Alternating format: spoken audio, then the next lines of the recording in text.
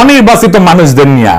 আর এই বিএনপি সারা জীবন সংবিধান করে আসছে, চিক্কর পারিছে, সেই বিএনপি নিজেই কিভাবে সংবিধানকে পাশ কাটায়, সংবিধান লঙ্ঘন কইরা আজকে এই উপদেষ্টাদেরকে নিয়োগ দিছে সেটা আমরা দেখবো, আজ দলিল দিয়ে দেখাবো।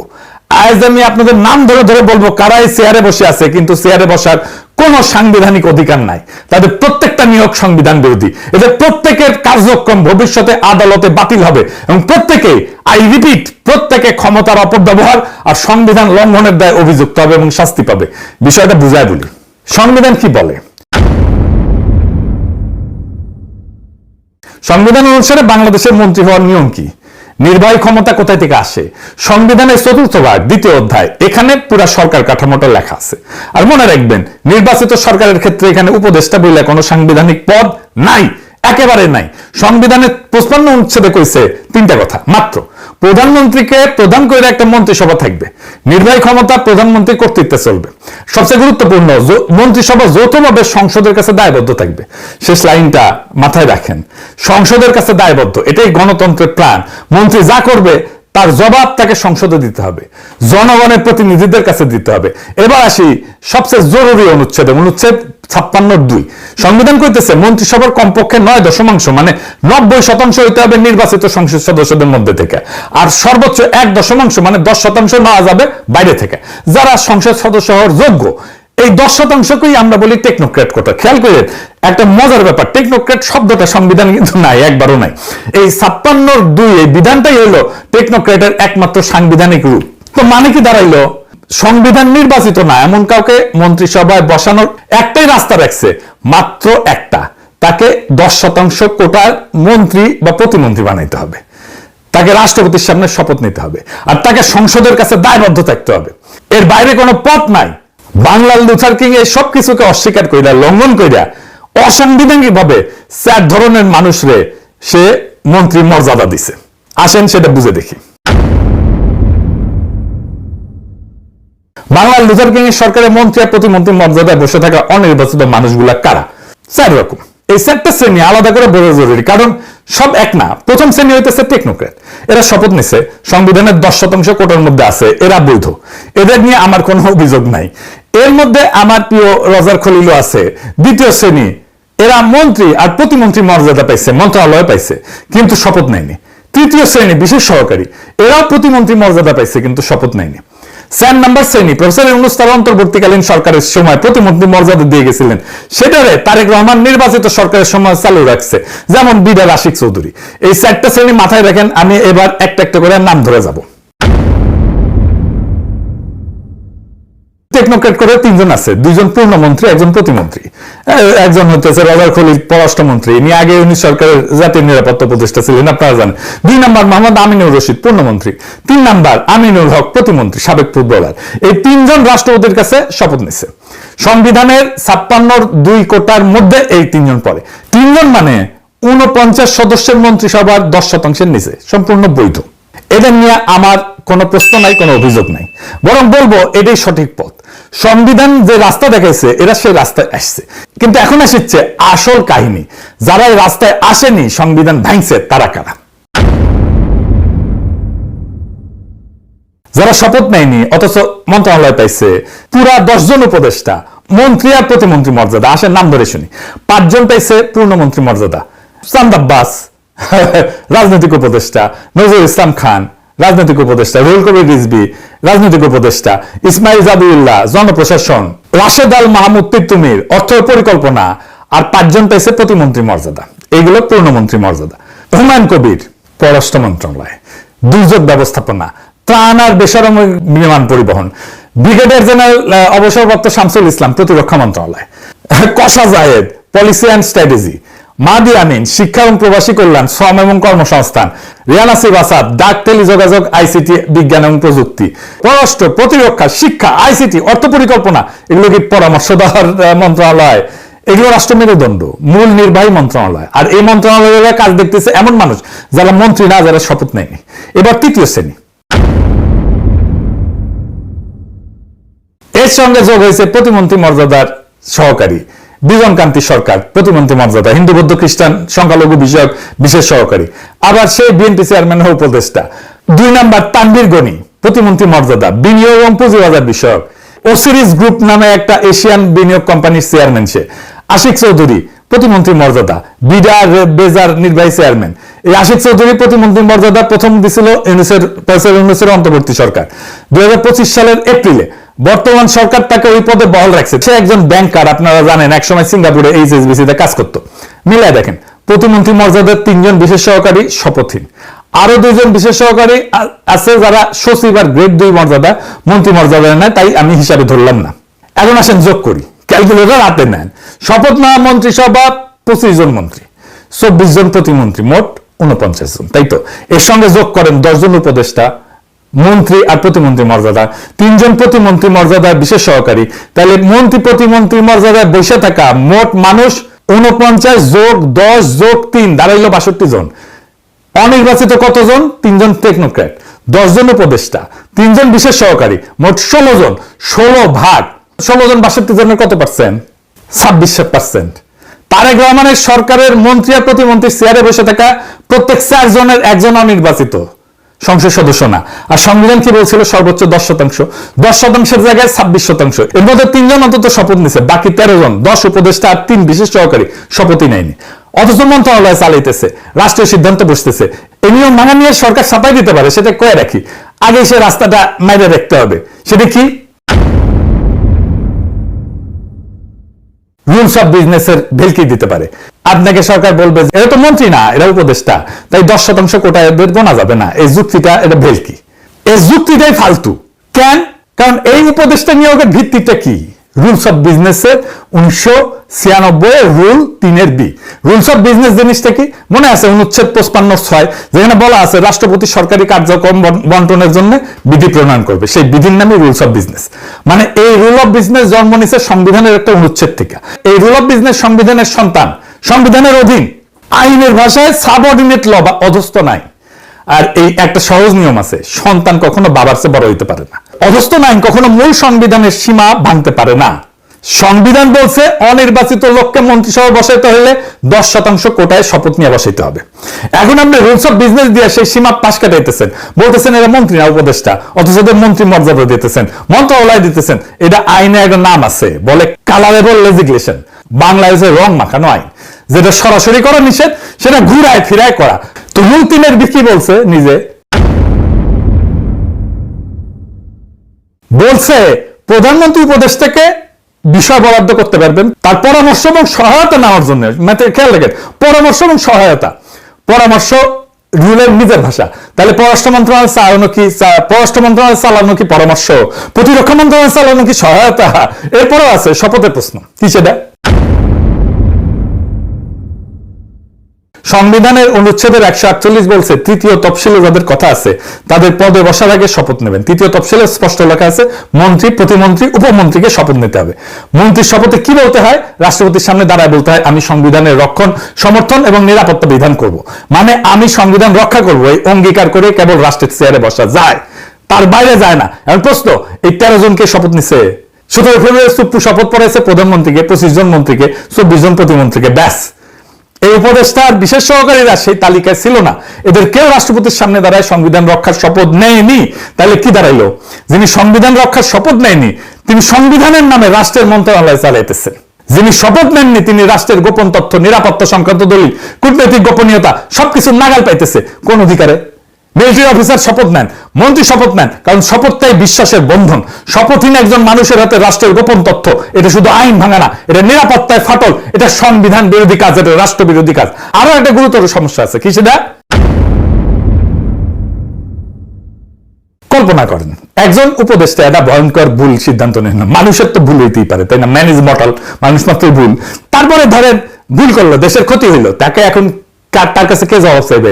মন্ত্রী হলে সংসদের দ্বারা জবাব দিতে হইতো, বিরোধী দল প্রশ্ন তুলতো। এটাই অনুচ্ছেদের 55(3) সংসদের কাছে দায়বদ্ধতা। এতে উপদেষ্টা তো মন্ত্রিসভার সদস্যই না, শপথও নেয়নি। তাহলে সংসদ থেকে কিসের ভিত্তিতে দেখবে? কিসের ভিত্তিতে জবাবদিহি করাবে? রাষ্ট্রের প্রশাসনের শৃঙ্খলটা কি? সচিব দায়বদ্ধ মন্ত্রীর কাছে, মন্ত্রী দায়বদ্ধ সংসদের কাছে, সংসদ দায়বদ্ধ জনগণের কাছে, উপদেষ্টা এই পুরা শৃঙ্খলের বাইরে। ক্ষমতা ভোগ করতেছে মন্ত্রীর, দায় নিতেছেন না, কিচ্ছু না। কি মজা, মজাই মজা। বাচ্চা পয়দা করবা, বাপ মায়ের দায়িত্ব নিবা না, ক্ষমতা আছে, জবাবদিহিতা নাই। সরকারকে একটা ফাইনাল প্রশ্ন করা উচিত ছিল সংসদে, এই উপদেষ্টার আসলে কি, দুইটার একটা উত্তর দিবেন। যদি বলেন এরা নিছক পরামর্শ দেয়, তাইলে পররাষ্ট্র, প্রতিরক্ষা, শিক্ষা মন্ত্রণালয়ের পূর্ণ দপ্তরীদের হাতে কেন?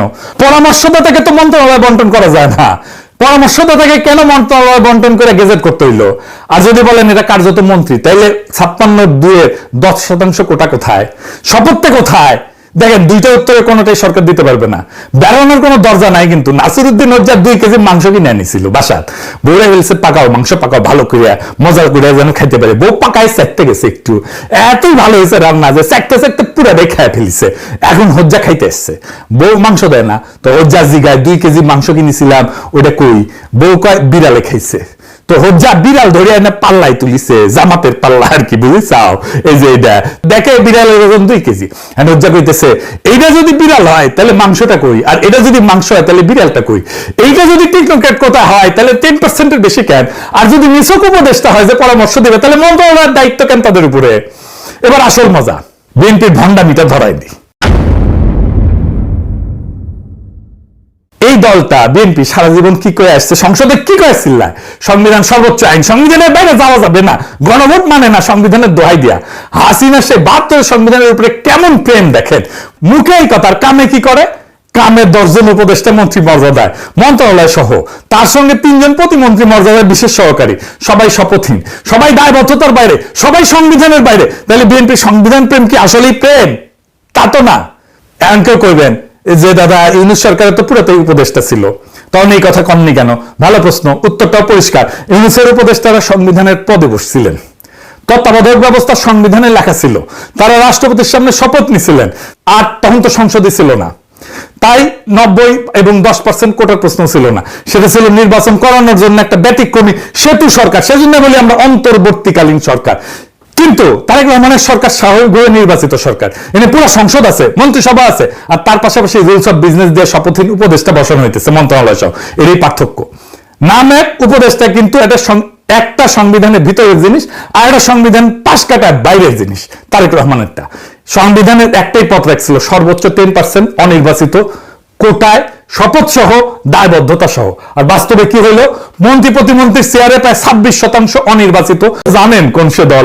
আমি নাম করতে চাই না, নাম বললে চাকরি থাকবে না। আমি নাম বলবো না।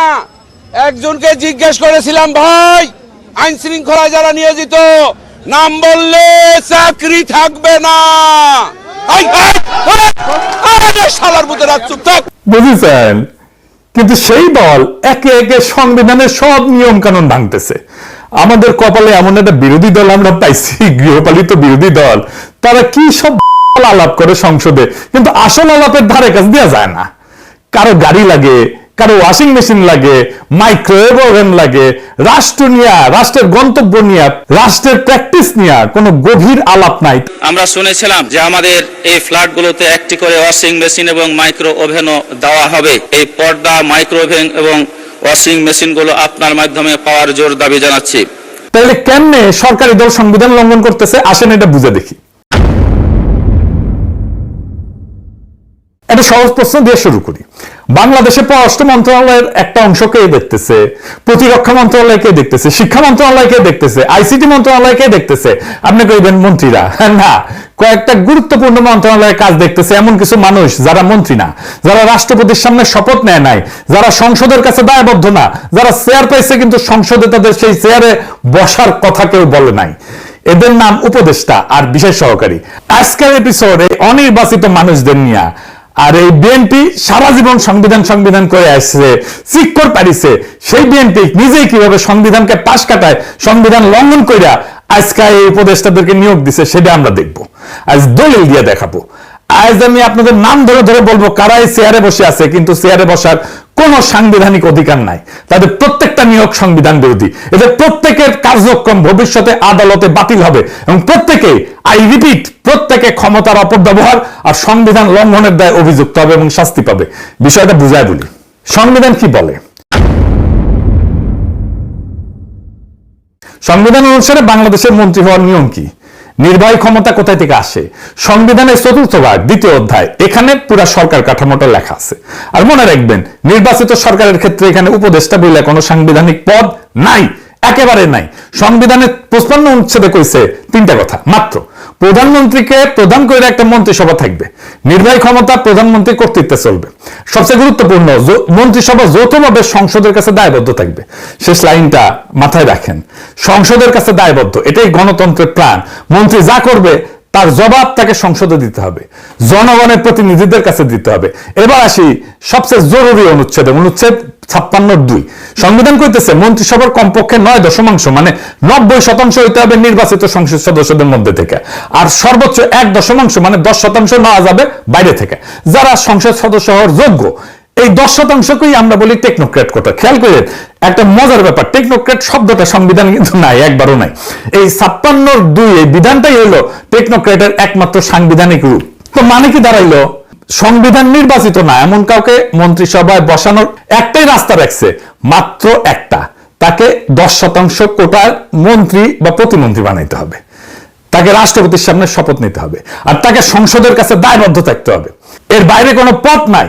বাংলার লুথার কিং এই সব কিছুকে অস্বীকার কইরা, লঙ্ঘন কইরা, অসাংবিধানিক ভাবে 4 ধরনের মানুষরে সে মন্ত্রী মর্যাদা দিছে। আসেন সেটা বুঝে দেখি। বাংলার লুথার কিং এর সরকারের মন্ত্রী আর প্রতিমন্ত্রী মর্যাদায় বসে থাকা অনির্বাচিত মানুষগুলা কারা? 4 রকম।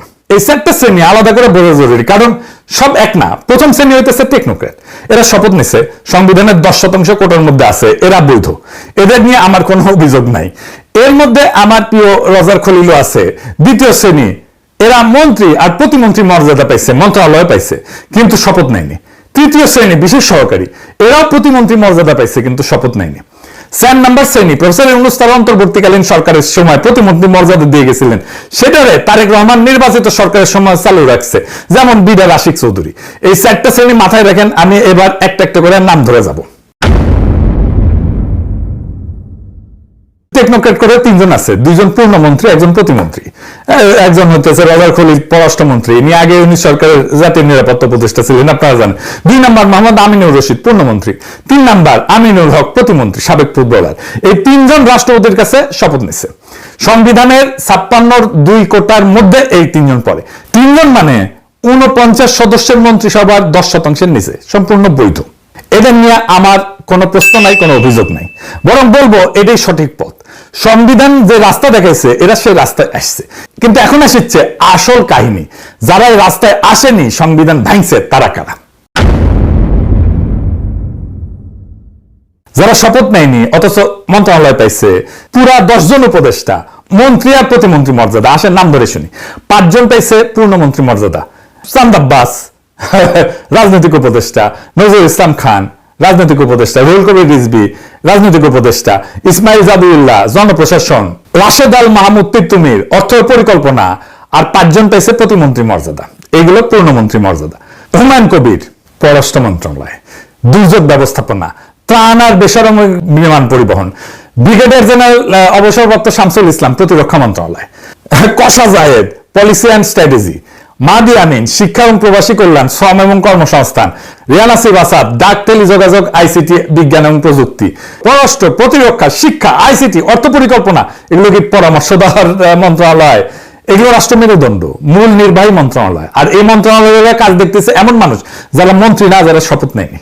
এবার তৃতীয় শ্রেণী, এর সঙ্গে যোগ হয়েছে প্রতিমন্ত্রী মর্যাদার সহকারী বিজন কান্তি সরকার, প্রতিমন্ত্রী মর্যাদা, হিন্দু বৌদ্ধ খ্রিস্টান সংখ্যালঘু বিষয়ক বিশেষ সহকারী, আবার সেই বিএনপি চেয়ারম্যান উপদেষ্টা। 2 নম্বর তানভীর গনি, প্রতিমন্ত্রী মর্যাদা, বিনিয়োগ এবং পুঁজিবাজার বিষয়ক। ওসিরিস গ্রুপ নামে একটা এশিয়ান বিনিয়োগ কোম্পানির চেয়ারম্যান সে। আশিক চৌধুরী প্রতিমন্ত্রী মর্যাদা, বিডার বেজার নির্বাহী চেয়ারম্যান। এই আশিক চৌধুরী প্রতিমন্ত্রী মর্যাদা প্রথম দিছিল ইউনূসের অন্তর্বর্তী সরকার 2025 সালের এপ্রিলে। বর্তমান সরকার তাকে ওই পদে বহাল রাখছে। সে একজন ব্যাংকার, আপনারা জানেন, একসময় সিঙ্গাপুরে HSBC তে কাজ করতো। মিলাই দেখেন, প্রতিমন্ত্রী মর্যাদার 3 জন বিশেষ সহকারী শপথহীন, আরো 2 জন বিশেষ সহকারী আছে যারা সচিব আর গ্রেড 2 মর্যাদা, মন্ত্রী মর্যাদা নেয়, তাই আমি হিসাবে ধরলাম না। এখন আসেন যোগ করি, ক্যালকুলেটর হাতে নেন। শপথ নেওয়া মন্ত্রিসভা 25 জন মন্ত্রী, 24 জন প্রতিমন্ত্রী, মোট 49 জন, তাই তো? এর সঙ্গে যোগ করেন 10 জন উপদেষ্টা, মন্ত্রী আর প্রতিমন্ত্রী মর্যাদা, 3 জন প্রতিমন্ত্রী মর্যাদার বিশেষ সহকারী, তাহলে মন্ত্রী প্রতিমন্ত্রী মর্যাদায় বসে থাকা মোট মানুষ 49 যোগ 10 যোগ 3 দাঁড়াইলো 62 জন। অনির্বাচিত কতজন? 3 জন টেকনোক্র্যাট, 10 জন উপদেষ্টা, 3 জন বিশেষ সহকারী, মোট 16 জন। 16 ভাগ 16 জন 62 জনের কত পার্সেন্ট? 26%। তারেক রহমানের সরকারের মন্ত্রী আর প্রতিমন্ত্রীর চেয়ারে বসে থাকা প্রত্যেক 4 জনের একজন অনির্বাচিত সংসদ সদস্য না। আর সংবিধান কি বলছিল? সর্বোচ্চ 10%। 10%-এর জায়গায় 26%। এর মধ্যে 3 জন অন্তত শপথ নিছে, বাকি 13 জন, 10 উপদেষ্টা আর 3 বিশেষ সহকারী শপথই নেয়নি। অথচ মন্ত্রণালয় চালাইতেছে, রাষ্ট্রীয় সিদ্ধান্ত বসতেছে।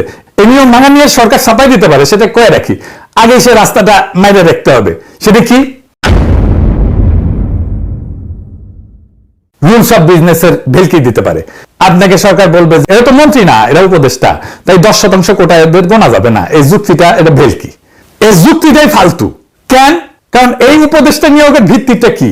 রুলস অফ বিজনেসের 1996 রুল 3 রুলস অফ বিজনেস জিনিসটা কি মনে আছে? অনুচ্ছেদ 55(6) যেখানে বলা আছে রাষ্ট্রপতি সরকারি কার্যক্রম বন্টনের জন্য বিধি প্রণয়ন করবে। সেই বিধির নামই রুলস অফ বিজনেস। মানে এই রুল অফ বিজনেস জন্ম নিছে সংবিধানের একটা অনুচ্ছেদ থেকে। এই রুল অফ বিজনেস সংবিধানের সন্তান, সংবিধানের অধীন, আইনের ভাষায় সাবঅর্ডিনেট ল বা অধস্থ নাই। আর এই একটা সহজ নিয়ম আছে, সন্তান কখনো বাবার চেয়ে বড় হইতে পারে না। অধস্থ আইন কখনো মূল সংবিধানের সীমা ভাঙতে পারে না। সংবিধান বলছে অনির্বাচিত লোককে মন্ত্রিসভা বসাইতে হলে 10% কোটায় শপথ নিয়ে বসাইতে হবে। এখন আপনি রুলস অফ বিজনেস দিয়ে সেই সীমা পাশ কাটাইতেছেন, বলতেছেন এরা মন্ত্রী না উপদেষ্টা, অথচ এদের মন্ত্রী মর্যাদা দিতেছেন, মন্ত্রণালয় দিতেছেন। এটা আইনে একটা নাম আছে, বলে কালারেবল লেজিসলেশন। বাংলায় যে রং মাখানো আইন, যেটা সরাসরি করা নিষেধ, সেটা ঘুরায় ফিরায় করা। তো রুল 3 কি বলছে? নিজে বলছে প্রধানমন্ত্রী উপদেষ্টাকে বিষয় বরাদ্দ করতে পারবেন তার পরামর্শ এবং সহায়তা নেওয়ার জন্য। খেয়াল রাখেন, পরামর্শ এবং সহায়তা। পরামর্শ রুলের নিজের ভাষা। তাহলে পররাষ্ট্র মন্ত্রণালয় চালানো কি? পররাষ্ট্র মন্ত্রণালয় চালানো কি পরামর্শ? প্রতিরক্ষা মন্ত্রণালয় চালানো কি সহায়তা? এরপরেও আছে শপথের প্রশ্ন, কি সেটা? সংবিধানের অনুচ্ছেদের 148 বলছে তৃতীয় তফসিলে যাদের কথা আছে তাদের পদে বসার আগে শপথ নেবেন। তৃতীয় তফসিলে স্পষ্ট লেখা আছে মন্ত্রী, প্রতিমন্ত্রী, উপমন্ত্রীকে শপথ নিতে হবে। মন্ত্রীর শপথে কি বলতে হয়? রাষ্ট্রপতির সামনে দাঁড়ায় বলতে হয় আমি সংবিধানের রক্ষণ, সমর্থন এবং নিরাপত্তা বিধান করব। মানে আমি সংবিধান রক্ষা করব, এই অঙ্গীকার করে কেবল রাষ্ট্রের চেয়ারে বসা যায়, তার বাইরে যায় না। এখন প্রশ্ন, এই 13 জনকে শপথ নিছে। 17 ফেব্রুয়ারি সুপ্রু শপথ পড়াইছে প্রধানমন্ত্রীকে, 25 জন মন্ত্রীকে, 24 জন প্রতিমন্ত্রীকে, ব্যাস। এই উপদেষ্টার বিশেষ সহকারীরা সেই তালিকায় ছিল না। এদের কেউ রাষ্ট্রপতির সামনে দাঁড়ায় সংবিধান রক্ষার শপথ নেয়নি। তাহলে কি দাঁড়াইলো? যিনি সংবিধান রক্ষার শপথ নেয়নি তিনি সংবিধানের নামে রাষ্ট্রের মন্ত্রণালয় চালাইতেছেন। যিনি শপথ নেননি তিনি রাষ্ট্রের গোপন তথ্য, নিরাপত্তা সংক্রান্ত দলিল, কূটনৈতিক গোপনীয়তা সবকিছু নাগাল পাইতেছে। কোন অধিকারে? মিলিটারি অফিসার শপথ নেন, মন্ত্রী শপথ নেন, কারণ শপথটাই বিশ্বাসের বন্ধন। শপথহীন একজন মানুষের হাতে রাষ্ট্রের গোপন তথ্য, এটা শুধু আইন ভাঙা না, এটা নিরাপত্তায় ফাটল, এটা সংবিধান বিরোধী কাজ, এটা রাষ্ট্র বিরোধী কাজ। আরো একটা গুরুতর সমস্যা আছে, কি সেটা? কল্পনা করেন একজন উপদেষ্টা একটা ভয়ঙ্কর ভুল সিদ্ধান্ত নেন না। মানুষের তো ভুল হইতেই পারে, তাই না? ম্যান ইজ মর্টাল, মানুষ মাত্রই ভুল।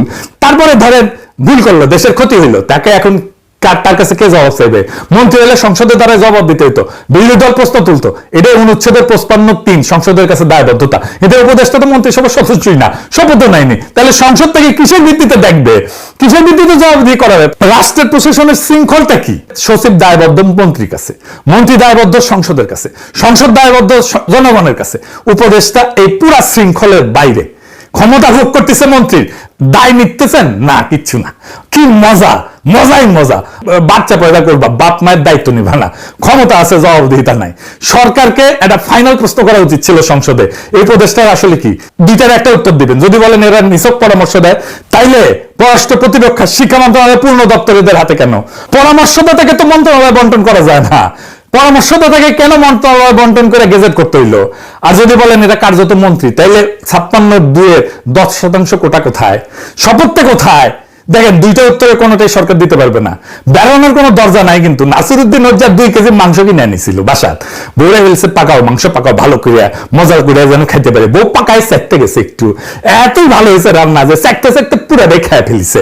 এখন হজ্জা খাইতে এসছে, বউ মাংস দেয় না, তো হজ্জা জিগায় 2 কেজি মাংস কিনেছিলাম ওটা কই, বউ কয় বিড়ালে খাইছে। তো হজ্জা বিড়াল ধরে এনে পাল্লাই তুলিছে, জামাতের পাল্লা আর কি, বুঝিছাও? এই যে এটা দেখে বিড়ালের ওজন 2 কেজি। হজ্জা কইতেছে এইটা যদি বিড়াল হয় তাহলে মাংসটা কই, আর এটা যদি মাংস হয় তাহলে বিড়ালটা কই, এইটা যদি টেকনোক্রেট কথা হয় তাহলে 10% এর বেশি কেন, আর যদি নিছক উপদেষ্টা হয় যে পরামর্শ দিবে তাহলে মন্ত্রণালয়ের দায়িত্ব কেন তাদের উপরে? এবার আসল মজা, বিএনপির ভণ্ডামিটা ধরাই দিই। এই দলটা বিএনপি সারা জীবন কি করে আসছে, সংসদে কি করে চিল্লায় সংবিধান সর্বোচ্চ আইন, সংবিধানের বাইরে যাওয়া যাবে না, গণভোট মানে না, সংবিধানের দোহাই দিয়া। হাসিনা সে 72 সংবিধানের উপরে কেমন প্রেম দেখেন, মুখে এই কথা, কামে কি করে? কামে 10 জন উপদেষ্টা মন্ত্রী মর্যাদায়, মন্ত্রণালয় সহ, তার সঙ্গে 3 জন প্রতিমন্ত্রী মর্যাদায় বিশেষ সহকারী, সবাই শপথহীন, সবাই দায়বদ্ধতার বাইরে, সবাই সংবিধানের বাইরে। তাহলে বিএনপি সংবিধান প্রেম কি আসলেই প্রেম? তা তো না। এমন কেউ কইবেন যে দাদা ইউনূস সরকারের তো পুরোটাই উপদেষ্টা ছিল, তখন এই কথা কননি কেন? ভালো প্রশ্ন, উত্তরটাও পরিষ্কার। ইউনূসের উপদেষ্টারা সংবিধানের পদে বসছিলেন, তত্ত্বাবধায়ক ব্যবস্থা সংবিধানে লেখা ছিল, তারা রাষ্ট্রপতির সামনে শপথ নিছিলেন, আর তখন তো সংসদে ছিল না, তাই 90 এবং 10% কোটার প্রশ্ন ছিল না। সেটা ছিল নির্বাচন করানোর জন্য একটা ব্যতিক্রমী সেতু সরকার, সেজন্য বলি আমরা অন্তর্বর্তীকালীন সরকার। কিন্তু তারেক রহমানের সরকার স্বাভাবিকভাবে নির্বাচিত সরকার, এনে পুরো সংসদ আছে, মন্ত্রিসভা আছে, আর তার পাশাপাশি রুলস অফ বিজনেস দিয়ে শপথহীন উপদেষ্টা বসানো হইতেছে মন্ত্রণালয় সহ। এরই পার্থক্য, নাম এক, উপদেষ্টা কিন্তু এটা একটা সংবিধানের ভিতরের জিনিস, আর একটা সংবিধান পাশ কাটার বাইরের জিনিস। তারেক রহমানেরটা সংবিধানের একটাই পথ রাখছিল, সর্বোচ্চ 10% অনির্বাচিত কোটায় শপথ সহ দায়বদ্ধতা সহ। আর বাস্তবে কি হলো, মন্ত্রী প্রতিমন্ত্রীর চেয়ারে প্রায় 26% অনির্বাচিত, প্রত্যেক 4 জনে 1 জন, তাদের 13 জন শপথই নেয়নি। কিন্তু পররাষ্ট্র থেকে প্রতিরক্ষা, শিক্ষা থেকে আইসিটি, সব মন্ত্রণালয়ে কাজ দেখতেছে। রুলস অফ বিজনেস নামের একটা অধস্তম আইন দিয়া সংবিধানের সীমা লঙ্ঘন করে পাশ কাটায় উপদেষ্টা বসানো হয়েছে। উপদেষ্টা বানায় মন্ত্রীর মর্যাদা দিয়ে, মন্ত্রণালয় দিয়ে, কিন্তু শপথ ছাড়া, দায়বদ্ধতা ছাড়া। এটা ছোট কোনো ব্যাপার না, এটা গণতন্ত্রের ভিত্তিতে ফাটল ধরছে। আর যে দলে কাজ করছে সে উঠতে বসতে সংবিধানের নাম জপে, সংবিধানের দোহাই দেয়। যে মানুষটা সংবিধান রক্ষার শপথ নেয়নি, সে সংবিধানের নামে কেমনে রাষ্ট্র চালায়? তাহলে শপথের মানে কি থাকলো? আর সংবিধানটা তো কাগজের টুকরা হয়ে গেল। আর কিছু থাকলো? বিএনপি নিজেই সংবিধানকে কাগজের টুকরা বানায় ফেলছে। এটার বিচার আপনি কার কাছে দিবেন? আমাদের বিচার দিতে হবে। আনকার বিএনপি নেতা আগেই বিচার দিয়ে গেছে, আপনারা